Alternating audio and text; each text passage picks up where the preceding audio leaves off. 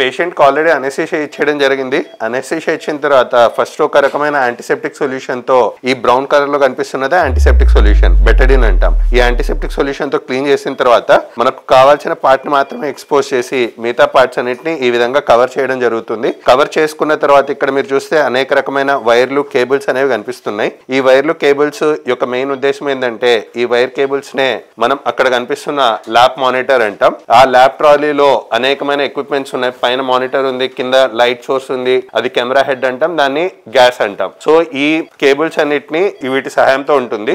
వీటికి ఏ ఫంక్షన్ ఉంటుంది అనేది సర్జరీ చేసేటప్పుడు డీటెయిల్ గా చెప్పుకుందాము. సో ఫస్ట్ ఒక యాంటీసెప్టిక్ సొల్యూషన్ తో క్లీన్ చేసిన తర్వాత మళ్ళీ ఇంకొక రకమైన యాంటీసెప్టిక్ సొల్యూషన్ తో కూడా క్లీన్ చేయడం జరుగుతుంది. సో దట్ ఎట్టి పరిస్థితిలో ఇన్ఫెక్షన్స్ అట్లా రాకుండా అన్నట్లు. సో ఈ విధంగా మనం స్టెరిలిటీ అనేది ఖచ్చితంగా మెయింటైన్ చేసుకోవాల్సి వస్తుంది హెర్నియా సర్జరీలో. ఎందుకంటే మెష్ ఇన్ఫెక్షన్ అనేది మాత్రం చాలా కాస్ట్లీ మిస్టేక్ అవుతుంది కాబట్టి అత్యంత జాగ్రత్తలు పాటించాలి సర్జరీలో, ఎట్టి పరిస్థితిలో మెష్ ఇన్ఫెక్షన్ అవ్వకుండా. సో మనకు సర్జరీలో ఫస్ట్ స్టెప్ ఏంటి లాప్రోస్కోపీలో అంటే కడుపులో గ్యాస్ నింపుకోవడం అంటాం. సో ఇప్పుడు మీరు చూసినట్లయితే ఇంత పెద్ద కడుపులో మనం చిన్న హోల్ తోనే సర్జరీ చేస్తున్నాం. బట్ అంత చిన్న హోల్ తో కడుపు లోపల ఏం జరుగుతుంది అని తెలుసుకోవడానికే మనం ఫస్ట్ ఏం చేస్తున్నాము, కడుపులో గ్యాస్ అనేది నింపుతున్నాం. సో ఏం చేసాము, ఒక చిన్న నీడిల్ ని కడుపు లోపల ఇన్సర్ట్ చేసి మనకి ఏ విధంగా అయితే సైకిల్ ట్యూబ్ లో గాలి నింపితే సైకిల్ ట్యూబ్ పెద్దదవుతుందో అదే విధంగా కడుపులో మనం గాలి నింపడానికి ఈ చిన్న నీడిల్ అనేది వాడుతున్నాం. సో ఇప్పుడు మీరు చూస్తున్నారా, కొంచెం కొంచెంగా కడుపు ఉబ్బడం అనేది మీరు గమనించవచ్చు.